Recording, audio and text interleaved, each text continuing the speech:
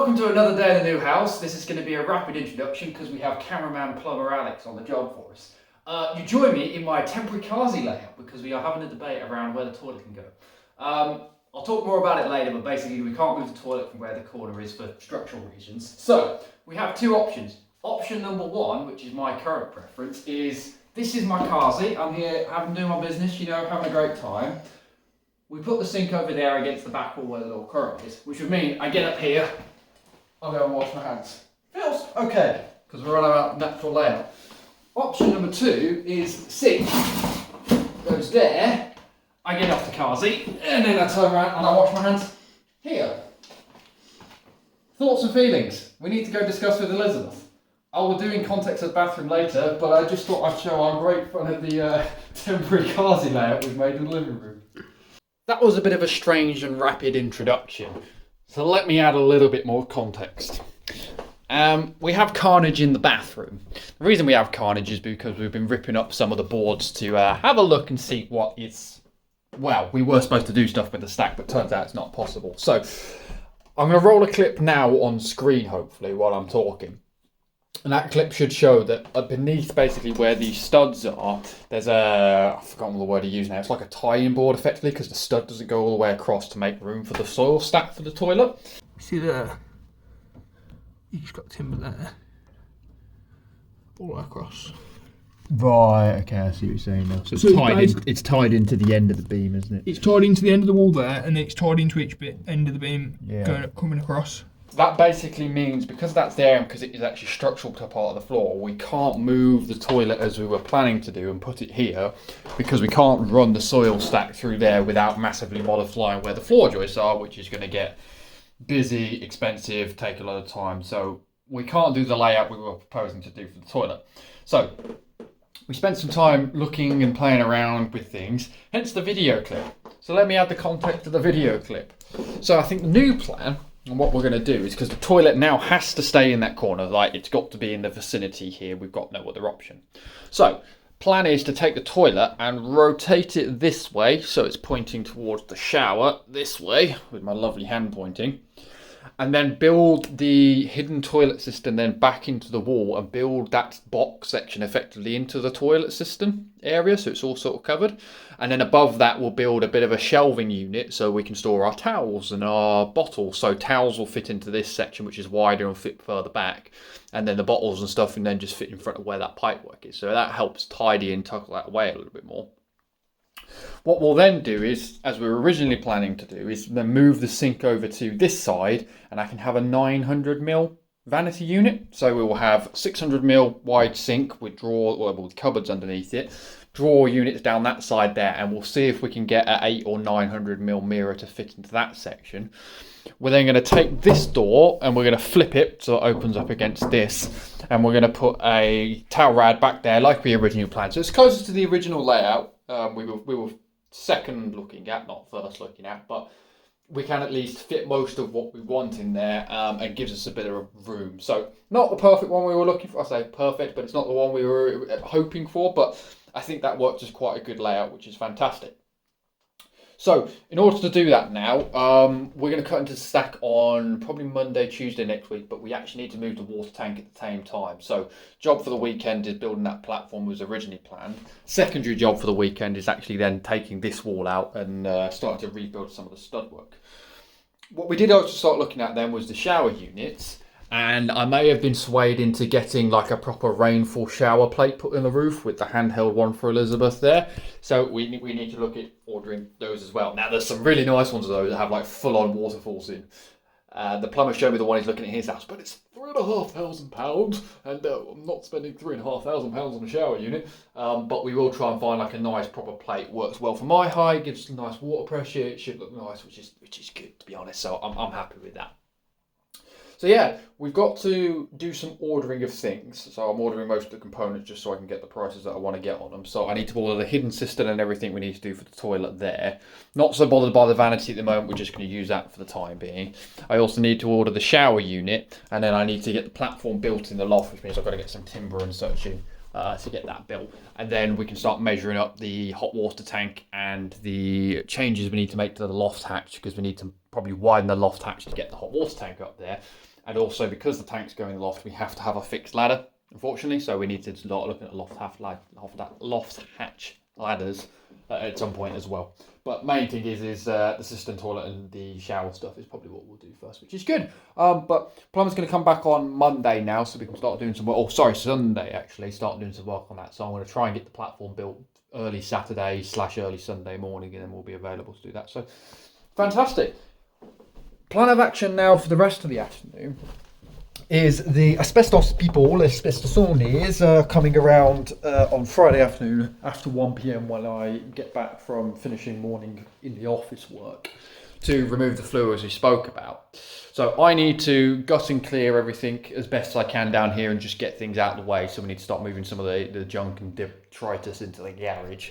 We need to do another tip run because I've got about 8 bags of hardcore, 2 bags of plaster and a bag of paper now as well. So we need to do a tip run with some of that. But what I want to try and do tonight is actually have a chop at the bottom part of this wall because there are some asbestos tiles left under there. So what I think I'm going to do is grab the multi-tool. Let me get some better light. Grab the multi-tool and just cut the bottom of that wall off just to have a look and see what's there. We can always stick the plasterboard back down as needed. If we think we can then do something with the studs to lift that out, then we will have a go and just try and get those tiles out, or at least leave them exposed so the asbestos people can deal with them. What I may just quickly try before that is just see if I can get the slim blade of my scraper just underneath and just see if maybe we can do something to knock out underneath it. I really don't think we're going to be able to because of the weight of the walls on it, and it's going to leave a gap underneath. So I think best practice is actually we're going to cut it and move the stud work. So we're going to jump into a bit of a video clip of that, hopefully. I don't know if it's going to be a time lapse or not. Probably going to be a time lapse because of how long it's probably going to take, so I'm going to be tentatively poking it to start with. But we can get moving on that. So, but I'm at least now happy we've now agreed that final layout. We've got some good options there, and we're making some good progress on the plumbing stuff from hopefully Sunday, which is all very exciting.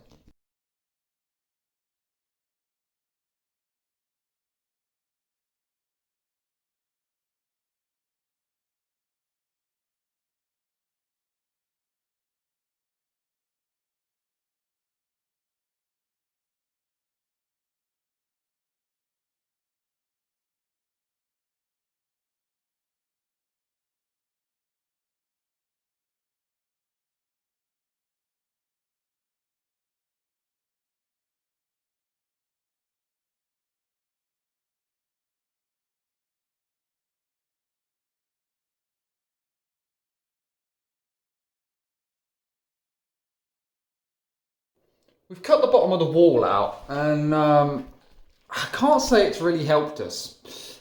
First things first, nothing to do with what I was actually planning to look at, but I decided to put the light like that, and it's going to look very flickery, unfortunately, from that angle.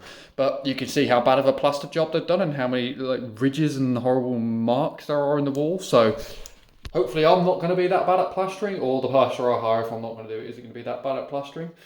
I'm going to roll a couple of clips now that aren't going to be that helpful, but I'm going to put them just up there quickly. I stuck the camera underneath the gap of the wall, expecting to see something tying the stairs in. There doesn't appear to be anything, so I'm not quite sure how those stairs are being held up in the way they're being held up at the moment, unless I've missed something on the video. But what we have got in terms of what I was physically supposed to be looking at then is underneath the bottom down here. We've got a big thick plate, effectively, that's, I don't know, is it 6 inches in depth, I guess, 5 inches, 4 inches in depth. I don't know my measurements from underneath there. Running across the whole way, and then huge studs running up the wall, and that plate is what's then mounted on top of the carpet. Looking at it, I can't really see an easy way to. The screws are exposed for the stud, so I guess I could try and have a go at doing that. It's just whether that whole frame is actually going to be able to hold its weight while sort of floating with this beam out. Or whether the fact that I'm just better taking all the plasterboard off the wall, knowing that the plaster job on this is crap anyway. And then actually just, I don't know, taking it all off, taking all the studs out, and then rebuilding all the studs then back into that. Kind of would make sense, I guess, because then it would probably give more access for the electrician and everything to do what we needed to do under here. I think I need a moment to process, so I will have a look, and then I'll come back with the decision as to what we're going to do. But ideally, I need to do it tonight if I'm going to do it, so the tiles can get removed. Thinking time. We've spent quite a bit of time doing some measurements and looking at things, and to be honest, it's still confusing. This is like a double thickness wall, so there's a really thick piece of wood as you've seen under there. And I think I'm getting the impression it's going to need to come out in order to get that carpet out from underneath, which is going to turn into a bit of a bigger job. So it doesn't look like the stairs are tied in any way to it, but the wall thickness does come all the way out to here. Now, what I'm thinking they've done to make this double thickness is I don't think the stairs were this wide originally. I think there was probably some form of handrail or something that was originally there when this was open. So the stairs weren't actually that wide. So they've probably made this double thickness in order to fill in the void between the staircase and the wall there. So, I mean, if we really wanted to go the whole hog, we could actually make that flush and flat and level there, make the wall normal thickness, make this bit of the stairs a little bit wider, and then replace the stairs, but I don't think we're in the game to do that at this present moment in time. One thing I did find on my travels though, and it's probably not going to be visible on camera as normal, but if you look down that gap there, that is the brick wall, which I believe is in the living room. I need to double confirm that because I've done some measurements down there and it's about 250 to the edge of that door frame and it's about 250 when you measure it inside, so measuring down there.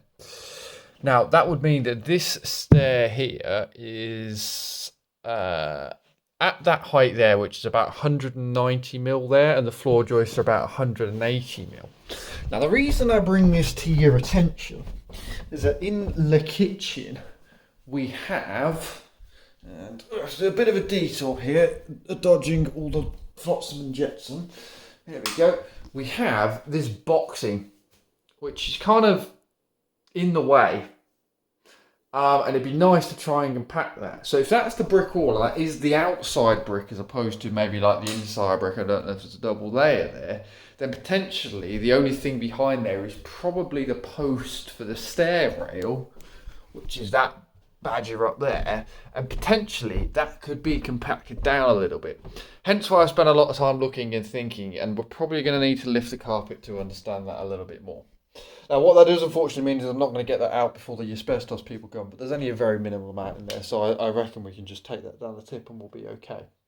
So, I'm not going to take any more action because it's like 11 o'clock at night now.